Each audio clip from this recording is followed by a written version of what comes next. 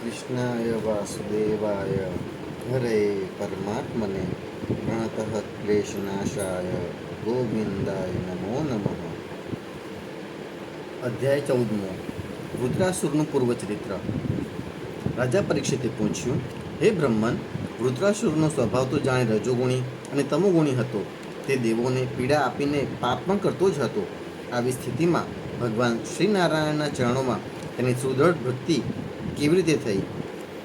અમે જોઈએ છીએ કે શુદ્ધ સત્વમય દેવો અને પવિત્ર હૃદયવાળા ઋષિઓ પણ ભગવાનની પરમ પ્રેમમય ભક્તિથી ઘણું કરીને વંચિત જ રહી જાય છે.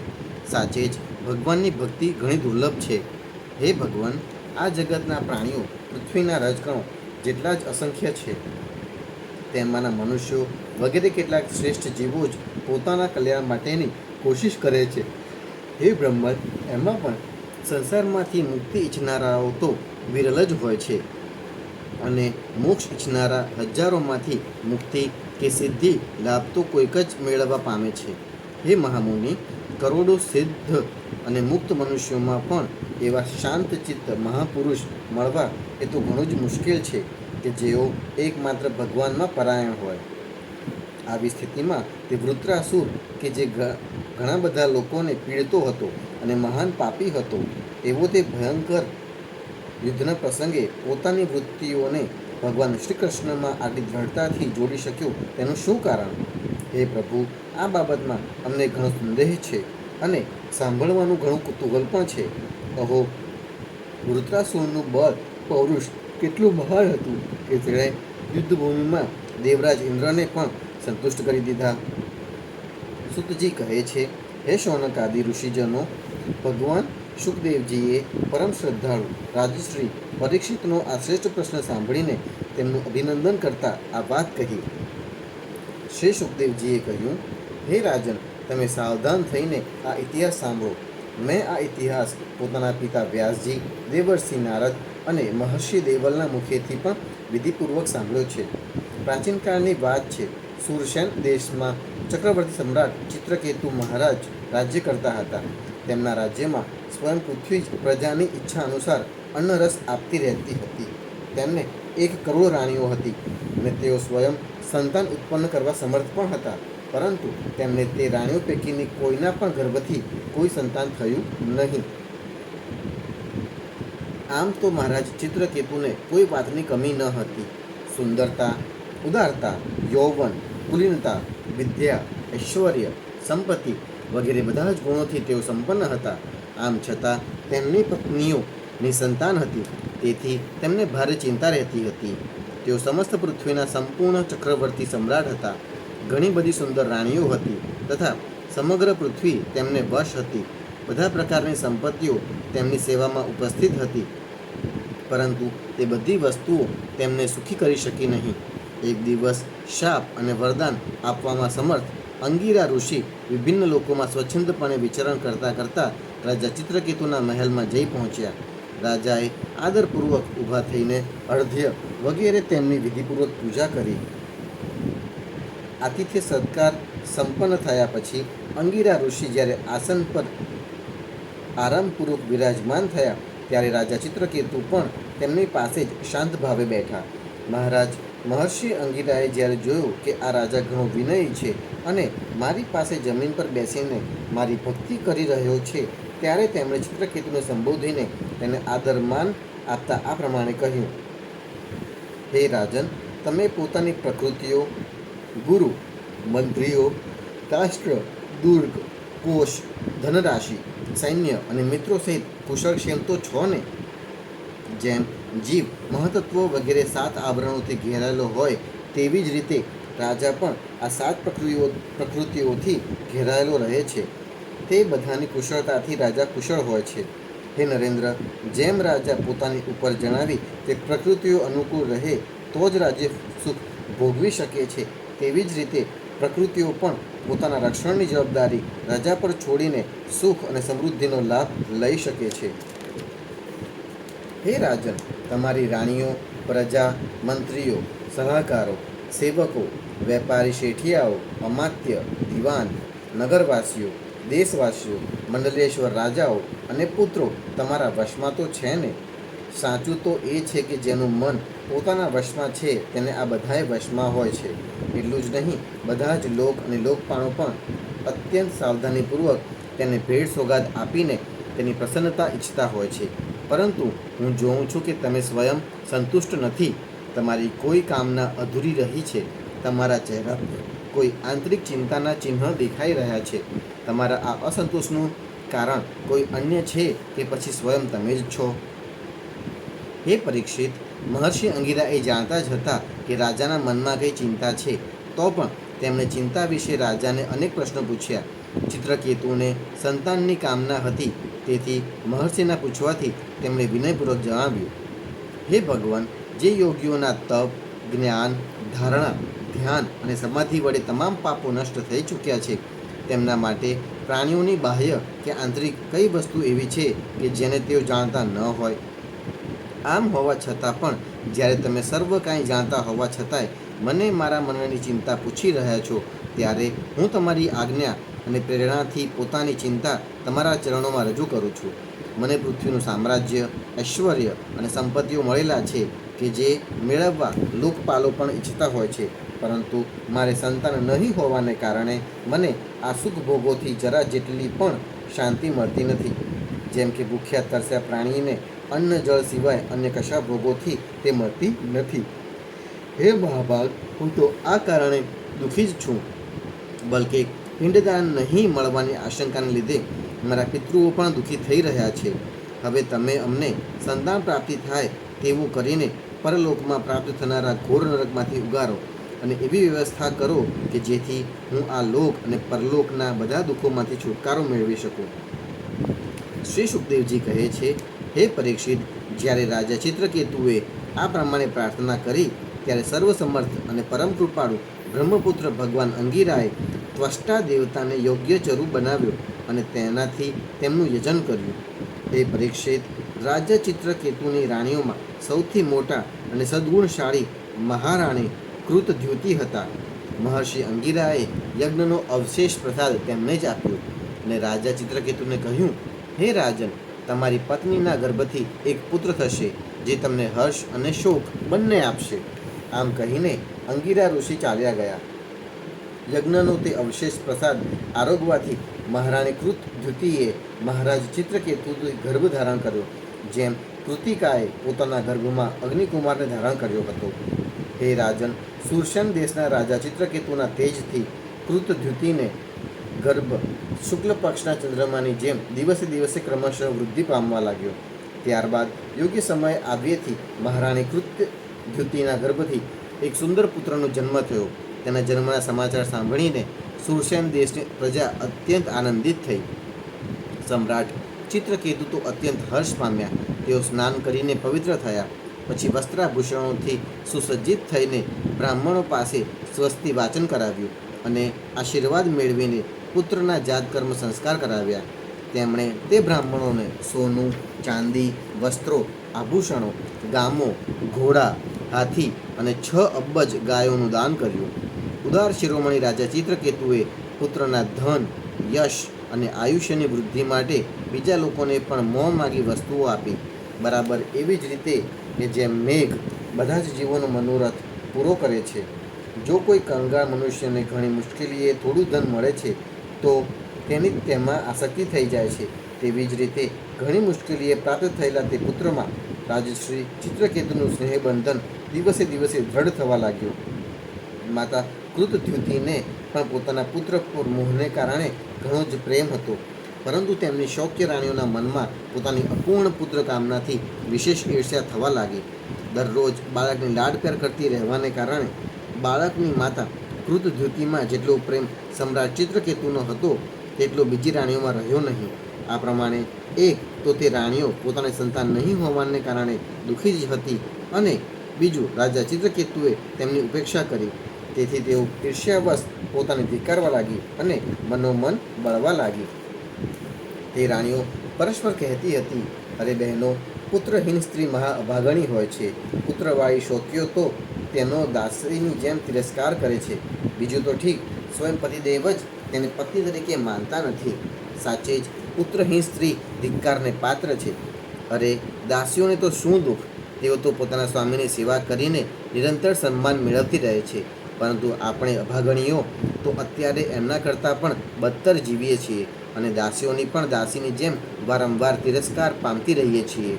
આ પ્રમાણે તે રાણીઓ પોતાની શૌક્યનો ખોળો ભરેલો જોઈને બળતી રહેતી હતી અને રાજા પણ તેમના પ્રત્યે ઉદાસીન થઈ ગયા હતા.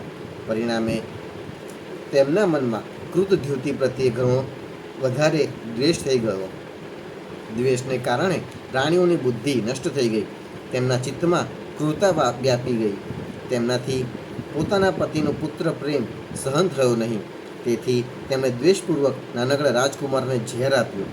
મહારાણી કૃતધ્યુતિ પોતાની શોકીઓના આ ઘોર પાપી અજાણ હતી. તેમણે દૂરથી જોઈને વિચાર્યું કે પુત્ર સૂઈ ગયો છે, તેથી તેઓ મહેલમાં આગા પાછા થતા રહ્યા. પછી બુદ્ધિમતી રાણીએ જોયું કે બાળક ઘણા સમયથી સૂતેલો છે, એટલે ધાયને કહ્યું, અરે કલ્યાણી, મારા દીકરાને લઈ આવ.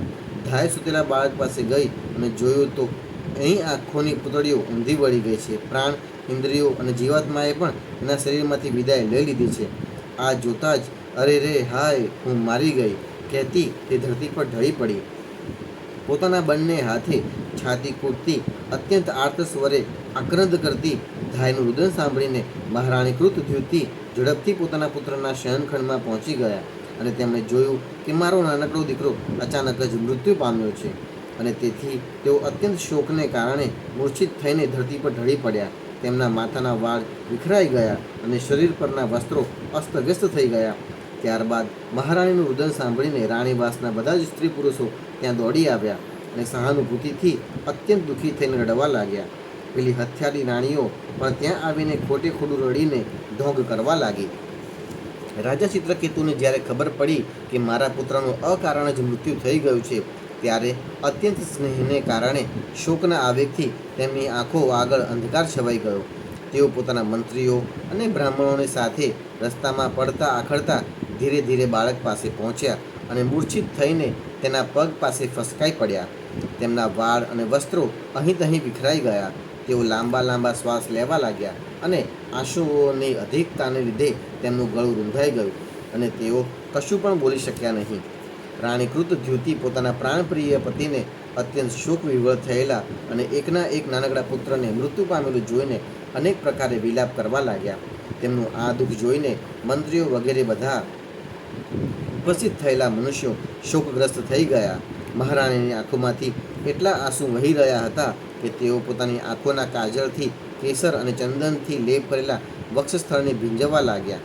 તેમના વાળ વિખેરાઈ રહ્યા હતા અને એમાં ગૂંથેલા ફૂલ નીચે પડી રહ્યા હતા. આ પ્રમાણે તેઓ પુત્ર માટે ટીટોળીની જેમ ઊંચા સાદે વિવિધ પ્રકારે રુદન કરી રહ્યા હતા. તેઓ બોલતા હતા, અરે વિધાતા, સાચે જ તું મહામૂર્ખ છે કે તું પોતાની સૃષ્ટિને પ્રતિકૂળ કામ કરે છે. ભારે અચંબાની વાત છે કે ઘરડા બુઢ્ઢા તો જીવતા રહે અને બાળકો મૃત્યુ પામે. જો તારા સ્વભાવમાં ખરેખર આવું જ વિપરીતપણું છે તો તું નિશ્ચિતપણે જ શત્રુ છે.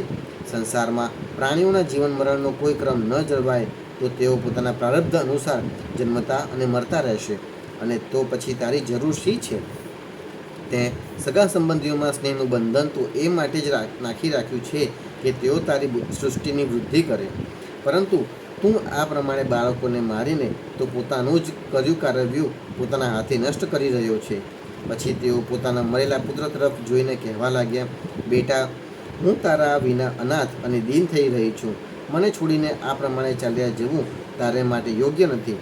જરીક આંખ ખોલીને જોતો ખરો કે તારા પિતાજી તારા વિયોગમાં કેટલા શોક સંતપ્ત થઈ રહ્યા છે. બેટા, નિસંતાન મનુષ્યો જે ઘોર નરકને મહામુસીબતે પાર કરવા પામે છે, અને તેને અમે તારા સહારે અનાયાસ જ પાર કરી લઈશું. અરે બેટા, તું આ યમરાજની સાથે દૂર ન જા. આ તો અત્યંત નિર્દયી છે. મારા વહાલા લાલ, ઓ રાજકુમાર, ઉઠ બેટા. જો તારા બાળ મિત્રો તને રમવા માટે બોલાવી રહ્યા છે અને તને સૂવામાં ઘણો વખત વીતી ગયો. હવે તો ભૂખ લાગી હશે.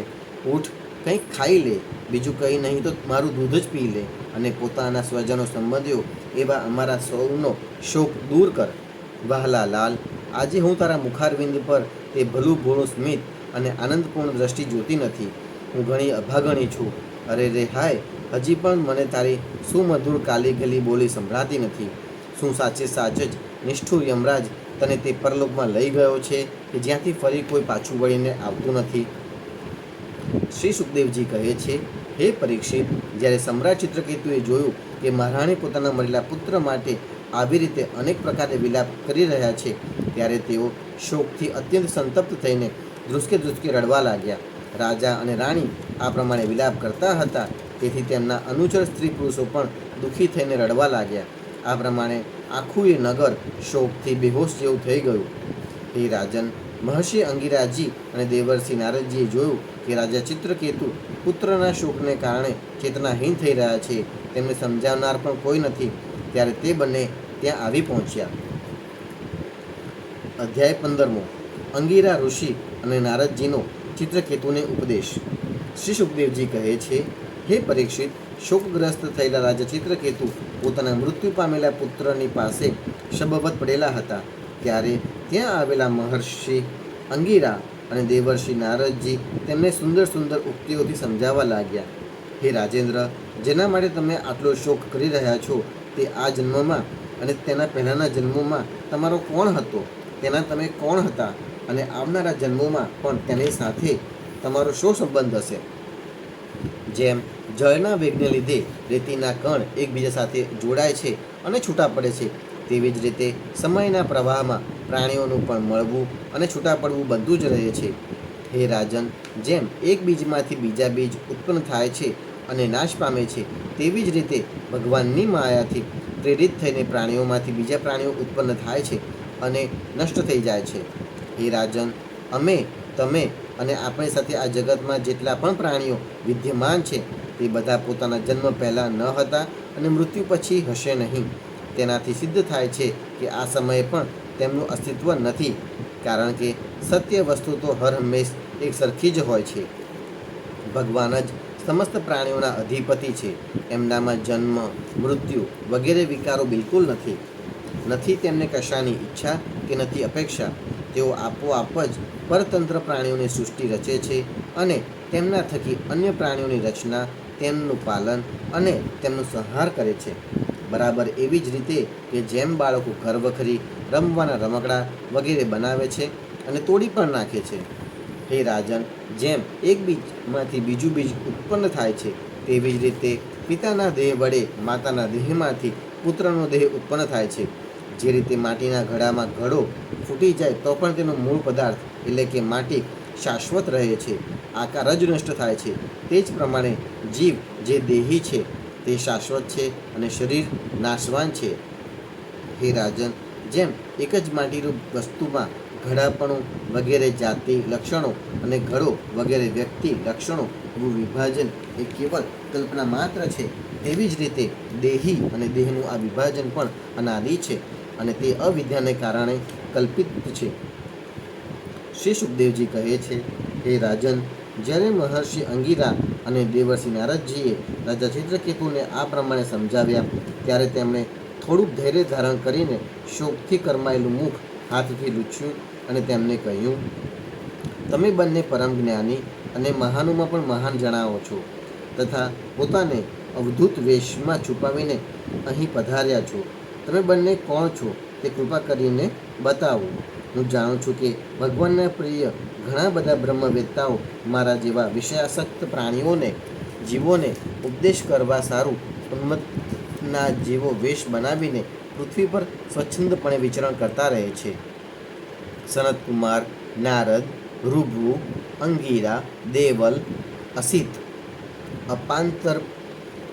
અપાંતરતમ, વ્યાસ, માર્કંડેય, ગૌતમ, વશિષ્ઠ, ભગવાન પરશુરામ, કપિલ મુનિ, શુકદેવ, દુર્વાસા, યાજ્ઞવલ્ક્ય, જાતુકર્ણ્ય, આરુણિ, રોમશ, ચ્યવન, દત્તાત્રેય, આસુરી, પતંજલિ, વેદશિરા, બૌદ્ધમુનિ, પંચશિરા, હિરણ્યનાભ, કૌસલ્ય, શ્રુતદેવ અને ઋતધ્વજ આ બધા તથા બીજા સિદ્ધેશ્વર ઋષિ મુનિઓ જ્ઞાન આપવાના હેતુથી પૃથ્વી પર વિચરણ કરતા રહે છે.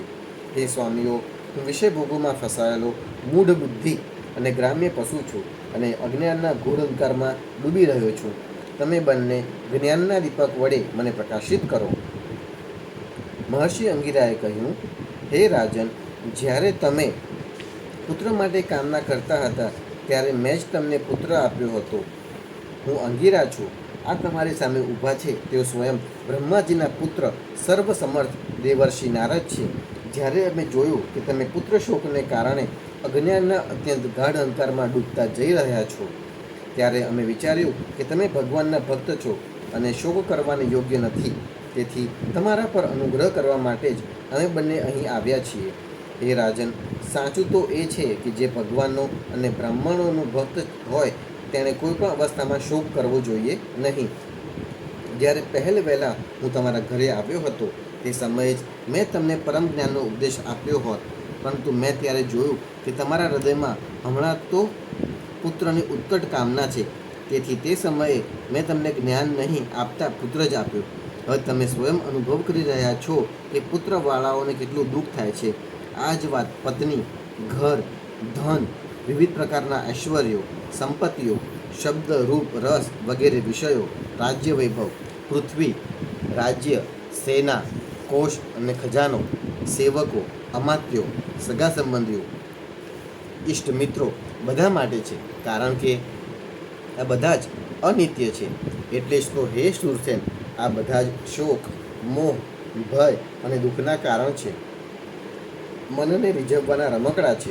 તેઓ સર્વથા કલ્પિત અને મિથ્યા છે, કારણ કે આ બધા વાસ્તવમાં નહીં હોવા છતાં પણ દેખાઈ રહ્યા છે.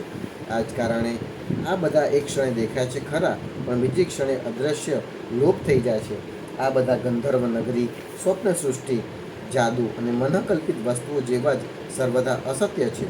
જે લોકો કર્મ વાસનાઓથી પ્રેરાઈને વિષયોનું ચિંતન કરતા રહે છે તેમનું મન અનેક પ્રકારના કર્મોની રચના કરતું રહે છે. જીવાત્માનું આ શરીર કે જે પંચભૂતો, જ્ઞાનેન્દ્રિયો અને કર્મેન્દ્રિયોનો સંઘાત છે તે જીવને વિવિધ પ્રકારના ક્લેશ અને સંતાપ આપનારું કહેવાય છે.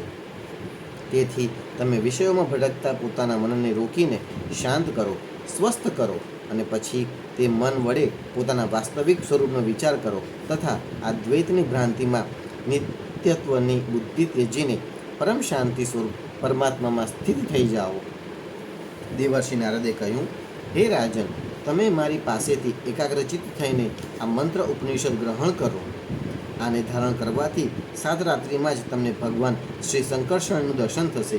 હે નરેન્દ્ર, પ્રાચીન કાળમાં ભગવાન શ્રી શંકર વગેરે શ્રી શંકરશરણ દેવના જ ચરણકમળોનો આશ્રય લીધો હતો.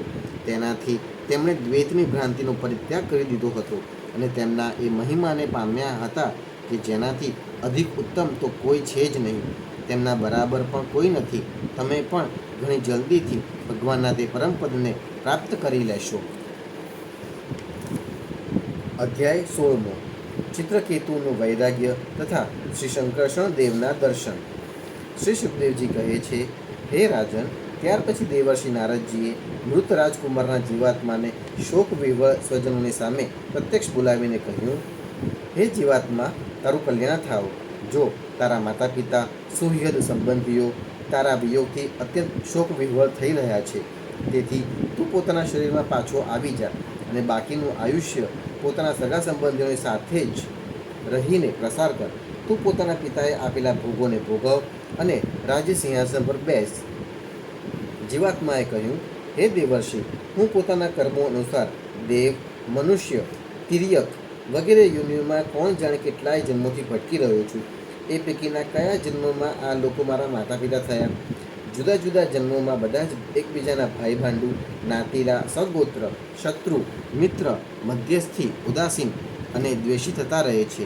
જેમ સુવર્ણ વગેરે ખરીદ વેચાણની વસ્તુઓ એક વેપારી પાસેથી બીજા વેપારી પાસે જતી આવતી રહે છે, તેવી જ રીતે જીવ પણ ભિન્ન ભિન્ન યોનિઓમાં ઉત્પન્ન થતો રહે છે. આ પ્રમાણે વિચાર કરવાથી ખબર પડે છે કે મનુષ્યો કરતાં વધારે સમય રહેનારા, ટકનારા સુવર્ણ વગેરે પદાર્થોનો મનુષ્યો સાથેનો સંબંધ પણ સ્થાયી કે કાયમી નથી હોતો, બલકે ક્ષણિક જ હોય છે. અને જ્યાં સુધી જેનો જે વસ્તુ સાથે સંબંધ રહે છે ત્યાં સુધી જ તેની તે વસ્તુ પ્રત્યેની મમતા પણ રહે છે. જીવ નિત્ય અને નિરહંકાર છે. તે ગર્ભમાં આવીને જ્યાં સુધી જે શરીરમાં રહે છે ત્યાં સુધી જ શરીરને પોતાનું સમજે છે. આ જીવ નિત્ય, અવિનાશી, સૂક્ષ્મ, જન્મ મરણ વગેરેથી રહિત, સર્વનો આશ્રય અને સ્વયં પ્રકાશ છે. આ જીવમાં સ્વરૂપથી જન્મ મૃત્યુ વગેરે કશું જ નથી અને તેમ છતાં પણ તે ઈશ્વર રૂપ હોવાને કારણે પોતાની માયાના ગુણોથી જ સ્વયં પોતાને વિશ્વના રૂપમાં પ્રકટ કરી દે છે. આ આત્માને નથી તો કોઈ અત્યંત પ્રિય અને નથી તો અપ્રિય, પણ નથી પોતાનું અને નથી પારકું, કારણ કે ગુણ દોષ હિત રહિત, હિત અહિત કરનારા મિત્ર શત્રુ વગેરેની ભિન્ન ભિન્ન બુદ્ધિ વૃત્તિઓનો એ એકલો જ સાક્ષી છે. વાસ્તવમાં તે અદ્વિતીય છે. આ આત્મા કાર્યકારણનો સાક્ષી છે અને સ્વતંત્ર છે. તેથી એ શરીર વગેરેના ગુણ દોષ અથવા કર્મફળને ગ્રહણ કરતો નથી, હંમેશા ઉદાસીન ભાવે રહે છે. શ્રી સુખદેવજી કહે છે, તે જીવાત્મા આ પ્રમાણે કહીને ચાલ્યો ગયો. તેના સગા સંબંધીઓ તેની વાત સાંભળીને અત્યંત વિસ્મય પામ્યા. તેમનું સ્નેહબંધન કપાઈ ગયું અને તેના મરવાનો શોક પણ જતો રહ્યો. એ પછી જ્ઞાતિજનોએ બાળકનું શબ લઈ જઈને તે સમયને અનુરૂપ સંસ્કાર અને અર્ધોદૈહિક ક્રિયાઓ પૂરી કરી અને ત્યજવા દુષ્કર એવા તે સ્નેહને ત્યજી દીધો કે જેને કારણે શોક, મોહ, ભય અને દુઃખની પ્રાપ્તિ થાય છે. હે મહારાજ, જે રાણીઓએ બાળકને વિષ આપ્યું હતું તેઓ બાળ હત્યાને કારણે તેજહીન થઈ ગઈ હતી અને લજ્જા સંકોચને લીધે ઊંચું પણ જોઈ શકતી ન હતી. તેમણે અંગીરા ઋષિના ઉપદેશને યાદ કરીને માત્સર્યહીન થઈને યમુનાજીના કિનારે બ્રાહ્મણોના ઉપદેશ અનુસાર બાળ હત્યાનું પ્રાયશ્ચિત કર્યું. એ પરીક્ષિત, આ પ્રમાણે અંગીરા ઋષિ અને નારદજીના ઉપદેશથી વિવેક બુદ્ધિ જાગૃત થવાને કારણે રાજા ચિત્રકેતુ ગર્ભગૃહસ્થિના અંધારા કૂવામાંથી એવી રીતે બહાર નીકળી આવ્યા કે જેમ કોઈ હાથી તળાવના કીચડમાંથી બહાર નીકળી આવે. તેમણે યમુનાજીમાં વિધિપૂર્વક સ્નાન કરીને તર્પણ વગેરે ધાર્મિક ક્રિયાઓ કરી. ત્યારબાદ સંયતેન્દ્રિય અને મૌન થઈને તેમણે દેવર્ષિ નારદ અને મહર્ષિ અંગીરાના ચરણોની વંદના કરી. ભગવાન નારદજીએ જોયું કે ચિત્રકેતુ જીતેન્દ્રિય, ભગવદ્ ભક્ત અને શરણાગત છે. તેથી તેમણે અતિ પ્રસન્ન થઈને તેમને આ વિદ્યાનો આ પ્રમાણે ઉપદેશ કર્યો. ઓમકાર સ્વરૂપ હે ભગવાન, તમે વાસુદેવ, પ્રદ્યુમ્ન, અનિરુદ્ધ અને સંકર્ષણના રૂપમાં અનુક્રમે ચિત્ત, બુદ્ધિ, મન અને અહંકારના અધિષ્ઠાતા છો. હું તમારા આ ચતુર્વ્યુહ રૂપનું વારંવાર નમસ્કારપૂર્વક ધ્યાન કરું છું. તમે વિશુદ્ધ વિજ્ઞાન સ્વરૂપ છો. તમારી મૂર્તિ પરમાનંદ પૂર્ણ છે. તમે પોતાના સ્વરૂપભૂત આનંદમાં જ મગ્ન અને પરમ શાંત છો. દ્વૈત દ્રષ્ટિ અને સ્પર્શી પણ શક્તિ નથી. હું તમને નમસ્કાર કરું છું. પોતાના સ્વરૂપભૂત આનંદની અનુભૂતિથી જ તમે માયાજનિત રાગ, દ્વેષ વગેરે દોષોનો તિરસ્કાર કરી દીધો છે. હું તમને નમસ્કાર કરું છું. તમે સૌની સઘળી ઇન્દ્રિયોના પ્રેરક, પરમ મહાન અને વિરાટ સ્વરૂપ છો. હું તમને નમસ્કાર કરું છું. મન સહિત વાણી તમારા સુધી ન પહોંચતા વચ્ચેથી જ પાછી વળી આવે છે. તેના ઉપર થઈ જવાથી અદ્વિતીય, નામરૂપ રહિત, ચેતન માત્ર અને કાર્યકારણથી પર એવી જે વસ્તુ શેષ રહે છે તે અમારું રક્ષણ કરે. આ કારણરૂપ જગત જેમનામાં ઉત્પન્ન થાય છે, જેમનામાં સ્થિત રહે છે અને જેમનામાં લીન થાય છે, તથા જેઓ માટીની વસ્તુઓમાં વ્યાપ્ત માટીની જેમ બધામાં ઓતપ્રોત છે, તે પરબ્રહ્મ સ્વરૂપ તમને હું નમસ્કાર કરું છું. તમે જો કે આકાશની જેમ બહાર અને અંદર બધે એકરસ વ્યાપ્ત છો, તો પણ તમને મન, બુદ્ધિ અને જ્ઞાનેન્દ્રિયો પોતાની જ્ઞાનશક્તિથી જાણી શકતી નથી અને પ્રાણ તથા કર્મેન્દ્રિયો પોતાની ક્રિયાશક્તિથી સ્પર્શી પણ શકતા નથી. હું તમને નમસ્કાર કરું છું. દેહ, ઇન્દ્રિય, પ્રાણ, મન અને બુદ્ધિ આ બધા જ તે પરમાત્માના ચૈતન્ય અંશથી યુક્ત થઈને કર્મ કરે છે. જો તેમનો અંશ ન હોય તો આ બધા કાર્ય કરી શકતા નથી. ઉદાહરણ તરીકે તપાવ્યા વિનાનું લોઢું કશું જ બાળી શકતું નથી. જીવની જાગ્રત, સ્વપ્ન, સુષુપ્તિ વગેરે અવસ્થાઓ થાય છે ત્યારે આપનું નામ દ્રષ્ટા હોય છે. મૂળમાં તો આપ એક જ છો, દ્રષ્ટા વગેરે પણ નથી. ઓમકાર સ્વરૂપ મહાપ્રભાવશાળી મહાવિભૂતિપતિ ભગવાન મહાપુરુષને નમસ્કાર છે. શ્રેષ્ઠ ભક્તોનો સમુદાય પોતાના ચરણ કમળોની કળીઓથી તમારા યુગલ ચરણ કમળોની સેવામાં સંલગ્ન રહે છે. હે પ્રભુ, તમે જ સર્વશ્રેષ્ઠ છો. હું તમને વારંવાર નમસ્કાર કરું છું. શ્રી સુખદેવજી કહે છે, હે પ્રભુ પરીક્ષિત, દેવર્ષિ નારદજી પોતાના શરણાગત ભક્ત ચિત્રકેતુને આ વિદ્યાનો ઉપદેશ કરીને મહર્ષિ અંગિરાની સાથે બ્રહ્મલોકમાં પ્રયાણ કરી ગયા. રાજા ચિત્રકેતુએ દેવર્ષિ નારદજી વડે ઉપદેશ કરાયેલી વિદ્યાનું તેમની આજ્ઞા અનુસાર 7 દિવસ સુધી માત્ર જળપાન જ કરીને અત્યંત એકાગ્રતાપૂર્વક અનુષ્ઠાન કર્યું. ત્યાર પછી તે વિદ્યાનું અનુષ્ઠાન કરવાથી 7 દિવસ પછી રાજા ચિત્રકેતુને વિદ્યાધરોનું અખંડ આધિપત્ય મળ્યું. એ પછી થોડા જ દિવસોમાં આ વિદ્યાના પ્રભાવથી તેમનું મન વિશેષ શુદ્ધ થઈ ગયું. ત્યારે તેઓ દેવાધિદેવ ભગવાન શેષજીના ચરણોમાં સાનિધ્યમાં પહોંચી ગયા. ત્યાં તેમણે જોયું કે ભગવાન શેષજી સિદ્ધેશ્વરોના મંડળમાં વિરાજમાન છે. તેમનું શરીર કમળનાભ જેવું ગોર વર્ણ છે. તેના પર નીલ વર્ણનું વસ્ત્ર ફરફરી રહ્યું છે.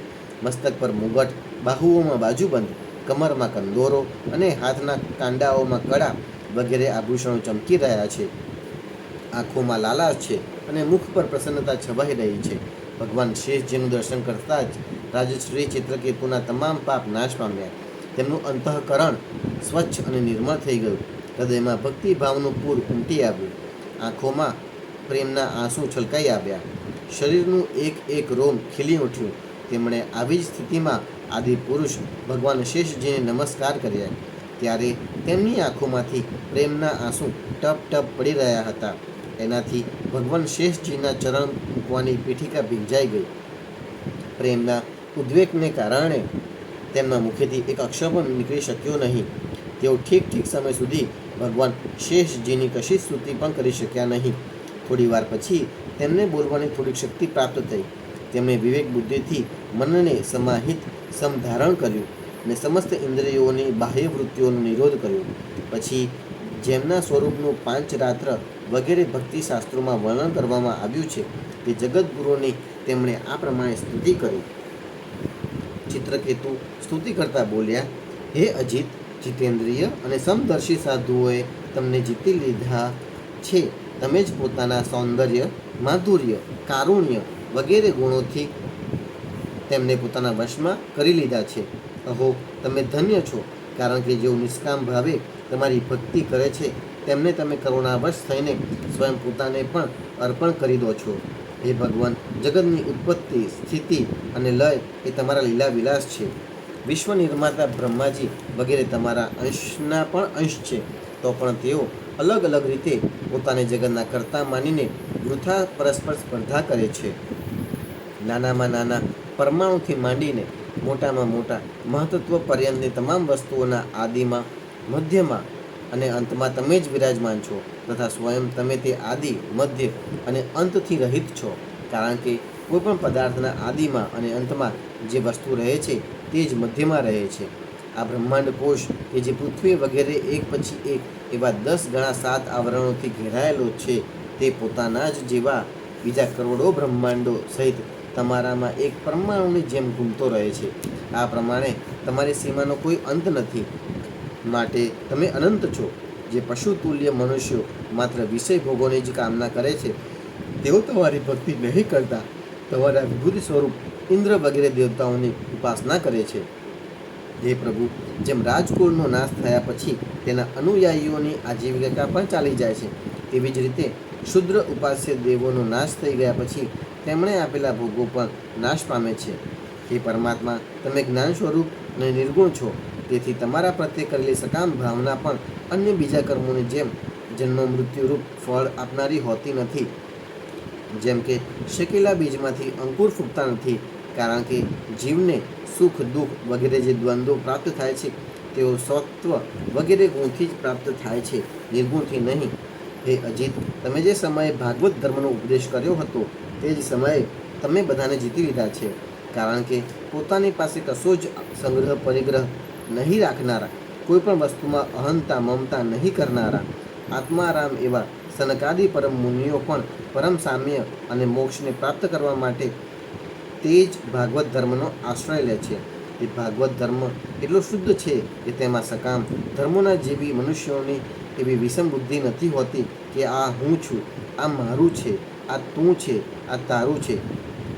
આ ભાગવત ધર્મથી વિપરીત જે ધર્મના મૂળમાં જે વિષમતાનું બીજ વાવી દેવામાં આવે છે તે તો અશુદ્ધ, નાશવંત અને અધર્મ પ્રધાન હોય છે.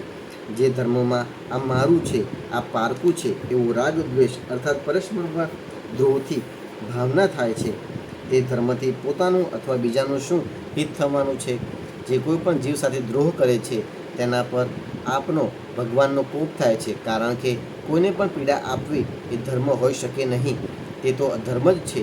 હે ભગવાન, તમે જે દ્રષ્ટિથી ભાગવત ધર્મનું નિરૂપણ કર્યું છે તે ક્યારેય પરમાર્થથી વિચલિત થતી નથી. તેથી જે સંત પુરુષો ચર અચર સમસ્ત પ્રાણીઓમાં સમદ્રષ્ટિ રાખે છે તેઓ જ તેનું સેવન કરે છે. હે ભગવાન, તમારા દર્શન થવા માત્રથી જ મનુષ્યોના બધા પાપ ક્ષીણ થઈ જાય છે. એ કોઈ અસંભવ વાત નથી, કારણ કે તમારું નામ એક જ વાર સાંભળવાથી નીચ ચાંડાળ પણ સંસારના બંધનથી છૂટી જાય છે. હે ભગવાન, આ સમયે તમારું દર્શન થવા માત્રથી જ મારા અંતઃકરણનો બધો મેલ ધોવાઈ ગયો છે. એ બરાબર જ છે, કારણ કે તમારા અનન્ય પ્રેમી ભક્ત દેવર્ષિ નારદજીએ જે કંઈ કહ્યું છે તે મિથ્યા કેવી રીતે થઈ શકે? હે અનંત, તમે સંપૂર્ણ વિશ્વના આત્મા છો, તેથી સંસારમાં પ્રાણીઓ જે કંઈ કરે છે તે બધું તમે જાણો છો. તેથી જેમ આજ્ઞો સૂર્યને પ્રકાશિત કરી શકતો નથી, તેવી જ રીતે હું તમને શું નિવેદન કરું? હે ભગવાન, તમારી જ અધ્યક્ષતામાં સમસ્ત જગતની ઉત્પત્તિ, સ્થિતિ અને લય થાય છે. કુયોગીજનો ભેદદ્રષ્ટિને કારણે તમારા વાસ્તવિક સ્વરૂપને જાણી શકતા નથી. તમારું સ્વરૂપ વાસ્તવમાં અત્યંત શુદ્ધ છે. હું તમને નમસ્કાર કરું છું. આપનાથી પ્રકાશિત થઈને અને આપની શક્તિ પ્રાપ્ત કરીને બ્રહ્મા વગેરે લોકપાલો કાર્યો કરવામાં સમર્થ થાય છે. તમારી દ્રષ્ટિથી જ જીવિત થઈને જ્ઞાનેન્દ્રિયો પોતપોતાના વિષયોને ગ્રહણ કરવામાં સમર્થ થાય છે. આ ભૂમંડળ તો તમારા મસ્તક પર સરસવના દાણા જેવડું લાગે છે. હું સહસ્ત્ર મસ્તકધારી તમને ભગવાનને વારંવાર નમસ્કાર કરું છું. શ્રી સુખદેવજી કહે છે, હે પરીક્ષિત, વિદ્યાધરોના અધિપતિ ચિત્રકેતુએ જ્યારે અનંત ભગવાનની આ પ્રમાણે સ્તુતિ કરી ત્યારે તેમણે પ્રસન્ન થઈને ચિત્રકેતુને કહ્યું, હે રાજન, દેવર્ષિ નારદજી અને મહર્ષિ અંગિરાએ તમને મારાથી સંબંધિત જે વિદ્યાનો ઉપદેશ આપ્યો છે તેનાથી અને મારા દર્શનથી તમે સમ્યકપણે સિદ્ધ થઈ ચૂક્યા છો. હું જ સમસ્ત પ્રાણીઓ રૂપે છું. હું જ તેમનો આત્મા છું અને હું જ તેમનું પાલન પોષણ કરનારો પણ છું. શબ્દ બ્રહ્મ, વેદ અને પરબ્રહ્મ બંને મારા સનાતન રૂપ છે. આત્મા કાર્યકારણાત્મક જગતમાં વ્યાપ્ત છે અને કાર્યકારણાત્મક જગત આત્મામાં સ્થિત છે, તથા તે બંનેમાં હું અધિષ્ઠાન રૂપે વ્યાપ્ત છું અને મારામાં એ બંને કલ્પિત છે. જેમ સૂતેલું મનુષ્ય સ્વપ્નમાં સમસ્ત જગતને પોતાનામાં જ જુએ છે અને સ્વપ્ન તૂટી જવાથી તે જાગે છે અને પોતાને સંસારના એક ખૂણામાં ઊભેલો જુએ છે, પરંતુ વાસ્તવમાં તે પણ સ્વપ્ન જ છે, તેવી જ રીતે જીવની જાગ્રત વગેરે અવસ્થાઓ એ પરમેશ્વરની જ માયા છે એમ જાણીને સૌના સાક્ષી માયાતીત પરમાત્માનું જ સ્મરણ કરવું જોઈએ. સૂતેલો મનુષ્ય જેની સહાયથી પોતાની નિદ્રા અને તેના અતિન્દ્રિય સુખનો અનુભવ કરે છે તે બ્રહ્મ હું જ છું. તેને તમે પોતાનો આત્મા સમજો. મનુષ્ય નિદ્રા અને જાગૃતિ આ બંને અવસ્થાઓનો અનુભવ કરે છે અને તે આ અવસ્થાઓમાં અનુગત થતો હોવા છતાં પણ વાસ્તવમાં તેમનાથી અલગ છે. બધી અવસ્થાઓમાં રહેતું અખંડ એકરસ જ્ઞાન જ બ્રહ્મ છે, તે જ પરબ્રહ્મ છે. જીવ જ્યારે મારા સ્વરૂપને વિસરી જાય છે ત્યારે પોતાને અલગ માની લે છે. એનાથી એને સંસારના ચક્કરમાં પડવું પડે છે અને તેની જન્મ અને મૃત્યુની પરંપરા ચાલે છે. આ મનુષ્ય યોનિ જ્ઞાન અને વિજ્ઞાનનો મૂળ સ્ત્રોત છે. જે એને પામીને પણ પોતાના આત્મ સ્વરૂપ પરમાત્માને જાણી લેતો નથી તેને ક્યાંય કોઈ પણ યોનિમાં શાંતિ મળી શકતી નથી. એ રાજન, સાંસારિક સુખ માટે જે ક્રિયાઓ કરવામાં આવે છે તેમાં શ્રમ પડે છે, ક્લેશ અનુભવાય છે અને જે પરમ સુખના ઉદ્દેશ્યથી તે કાર્યો કરવામાં આવે છે તેનાથી બિલકુલ વિપરીત તેઓ અત્યંત દુઃખ આપે છે. પરંતુ કર્મો કરવામાંથી નિવૃત્ત થઈ જવાય તો કોઈ પ્રકારનો ભય રહેતો નથી. આમ વિચારીને બુદ્ધિમાન મનુષ્ય કોઈ પ્રકારના કર્મોનો અથવા તે કર્મોના ફળનો સંકલ્પ કરવો જોઈએ નહીં. જગતના બધા જ સ્ત્રી પુરુષો એટલા માટે કર્મો કરે છે કે એનાથી તેમને સુખ મળે અને દુઃખોમાંથી છુટકારો થાય, પરંતુ એ કર્મોથી નથી તો એમનું દુઃખ દૂર થતું અને નથી તો તેમને સુખની પ્રાપ્તિ થતી. જે મનુષ્યો પોતાને ઘણા મોટા બુદ્ધિમાન માનીને ધર્મની